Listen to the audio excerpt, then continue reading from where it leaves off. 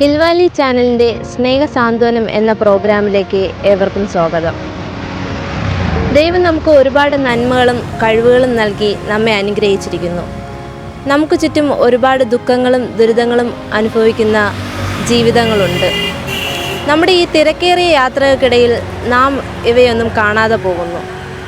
അങ്ങനെ ഒരു വ്യക്തിയാണ് ഞാൻ ഇന്ന് നിങ്ങളുടെ മുമ്പിൽ പരിചയപ്പെടുത്താൻ പോകുന്നത്.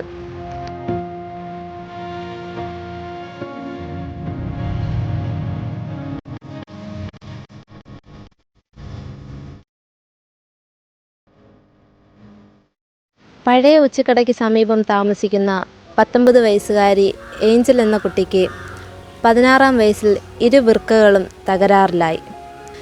ഇപ്പോൾ ട്രിവാൻഡ്രം മെഡിക്കൽ കോളേജ് ഹോസ്പിറ്റലിൽ ചികിത്സയിലാണ്. ഇതുവരെ ഏകദേശം 200-ലധികം ഡയാലിസിസുകൾ ചെയ്തു കഴിഞ്ഞു.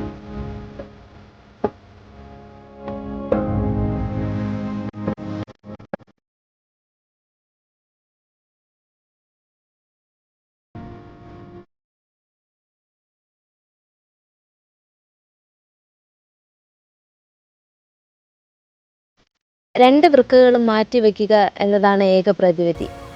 അതിന് ഏകദേശം 15 ലക്ഷത്തോളം രൂപ ചെലവാകും.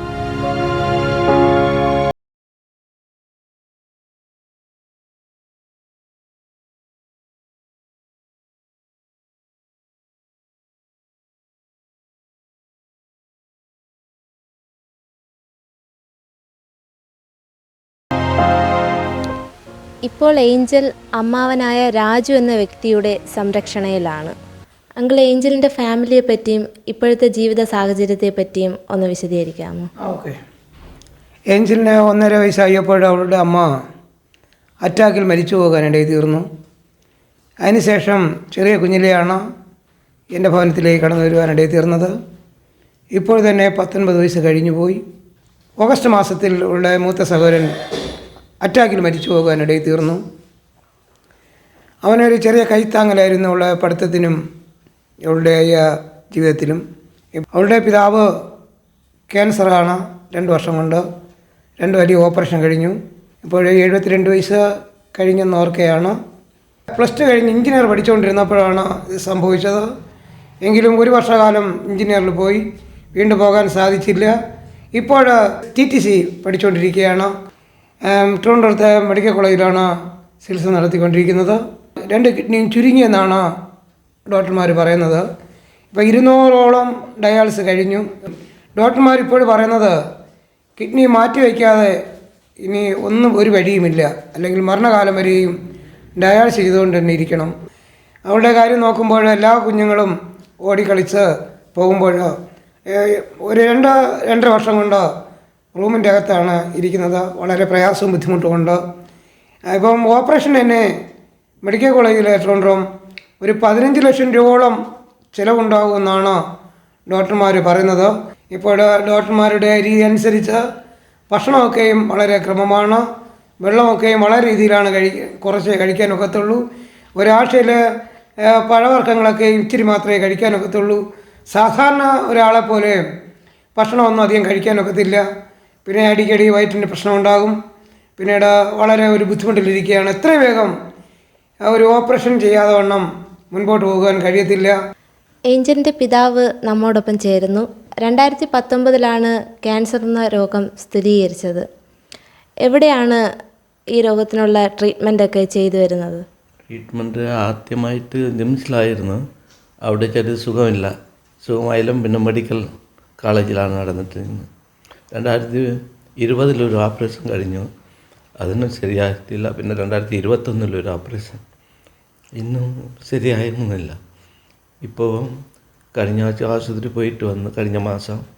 ഇപ്പോൾ അതിൻ്റെ ഗുളികകൾ കഴിച്ചിട്ടിരിക്കുകയാണ്.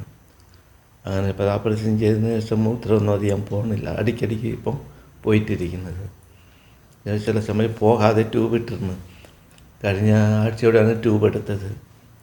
ചികിത്സയ്ക്ക് ആവശ്യമായിട്ടുള്ള കാര്യങ്ങൾ എൻ്റെ ഒന്നുമില്ല. ഒരു ചെറിയ വീടിരുന്നത് വിറ്റാണ് ഇവൾക്ക് ചിലവഴിച്ചത്. അതിൽ എനിക്കും കുറച്ച് ചിലവായി. വേറെ ഒരു പൈസയും കൂടി ഇല്ല. ഇപ്പം താമസിക്കാൻ വീടും കൂടി ഇല്ല. ഒരു 3 സെൻറ്റ് സ്ഥലമുണ്ട്. അതിൽ വീട് കെട്ടാൻ ഒരു സൗകര്യവുമില്ല. ഒരാഴ്ചയിൽ തിങ്കളും വ്യാഴാഴ്ച ഡയാലിസിസ്. എനിക്കൊരു വേല ചെയ്യാനോ കുഞ്ഞൊരു വേല ചെയ്യാനോ പിടിക്കാനൊന്നും കഴിയില്ല. അങ്ങനെ പോയിട്ട് എനിക്കൊരു മൂത്ത പയ്യനുണ്ട്, അവന് അല്പം ഒരു സഹായം ഉണ്ടായിരുന്നത്. അവൻ ആഗസ്റ്റ് 19 അവനൊരു അറ്റാക്കായി മരിച്ചുപോയി. ഇവളിവിടെ സുഖമെല്ലാം ഇരിക്കുന്നത്. രണ്ടുപേരും ഇവിടെ കഷ്ടപ്പെടുന്നുണ്ട്. ഞാൻ ഇനി ധനൂച്ചത്തിൻ്റെ ഒരു സഹോദരി വീട്ടിലാണ് നിൽക്കുന്നത്. അങ്ങനെ ഇപ്പം പോയിട്ട് അവരാണെങ്കിൽ കുഞ്ഞ് ആഹാരമെല്ലാം തന്നങ്ങനെ പോയിട്ട് കുറേ കാലം ഇവിടെ താമസിച്ചു. ഇവർക്കൊരു കഷ്ടങ്ങളിരിക്കുന്നതുകൊണ്ട് പിന്നെ അങ്ങോട്ട് പോയി അങ്ങനെ നിൽക്കുകയാണ് ഞാൻ. ഇപ്പോൾ ഏഞ്ചലിൻ്റെ ആൻറ്റി നമ്മോടൊപ്പം സംസാരിക്കും. എൻ്റെ സഹോദരൻ്റെ മകളാണ് ഏഞ്ചൽ. അവളിന് 1.5 വയസ്സായപ്പോൾ അവളുടെ അമ്മ മരിച്ചുപോയി. അങ്ങനെ അവൾ ഞങ്ങളുടെ കൂട്ടത്താണ് നിൽക്കുന്നത്. അങ്ങനെ ഇരിക്കെ അവൾ +2 പഠിച്ചുകൊണ്ടിരുന്ന സമയത്ത് അവൾക്ക് പെട്ടെന്ന് അസ്വസ്ഥത ഉണ്ടായി.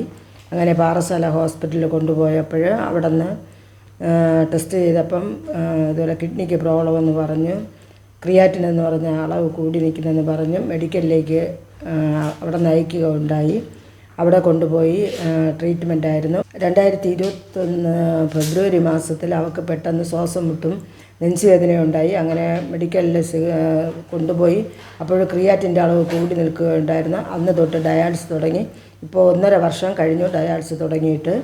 ഇനി ട്രാൻസ്പ്ലാന്റ് ആണ് ഇതിന് പരിഹാരമെന്ന് ഡോക്ടർമാർ പറഞ്ഞിരിക്കുന്നു. TTCക്ക് പഠിച്ചുകൊണ്ടിരിക്കുകയാണ്. വളരെ ഓരോ ഡയാലിസിന് കടന്നു പോകുമ്പോഴും BP കുറഞ്ഞ് BP കൂടുകയും കുറയുകയും ചെയ്ത് വളരെ ബുദ്ധിമുട്ട് അനുഭവിച്ചുകൊണ്ടിരിക്കുകയാണ്. ഏഞ്ചൽ നമ്മോടൊപ്പം സംസാരിക്കും. എൻ്റെ പേര് ഏഞ്ചൽ എന്നാണ്. 1.5 വയസ്സായപ്പോൾ എൻ്റെ അമ്മ മരിച്ചുപോയി. അതിനുശേഷം ഞാൻ ആൻറ്റിയുടെ അങ്കിളിൻ്റെയും കൂടെയാണ് നിൽക്കുന്നത്. അങ്ങനെ 4 വർഷമായിട്ട് ഞാനിപ്പോൾ കിഡ്നി ട്രീറ്റ്മെൻറ്റിലാണ്. ഇപ്പോൾ 1.5 വർഷമായിട്ട് ഞാൻ ഡയാലിസിസ് ചെയ്യുവാണ്. ഞാൻ ഇപ്പോൾ TTCക്ക് പഠിക്കുവാണ്. ഇപ്പോൾ കിഡ്നി ട്രാൻസ്പ്ലാന്റ് അല്ലാതെ വേറെ വഴിയില്ലെന്നാണ് ഡോക്ടർ പറയുന്നത്. ഇപ്പോൾ ട്രിവാൻഡ്രം മെഡിക്കൽ കോളേജിൽ ട്രീറ്റ്മെൻറ്റ് നടക്കുവാണ്. തുടർന്ന് എൻ്റെ ചികിത്സയ്ക്ക് വേണ്ടി ഈ വീഡിയോ കാണുന്നവരെല്ലാവരും പ്രാർത്ഥിക്കണമെന്നും സഹായിക്കണമെന്നും താഴ്മയെ അപേക്ഷിച്ചുകൊള്ളു. പഠിക്കുമ്പോൾ തന്നെ പഠനത്തിലും മറ്റ് ആക്ടിവിറ്റീസിലും ഏഞ്ചൽ വളരെ മിടുക്കിയായിരുന്നു.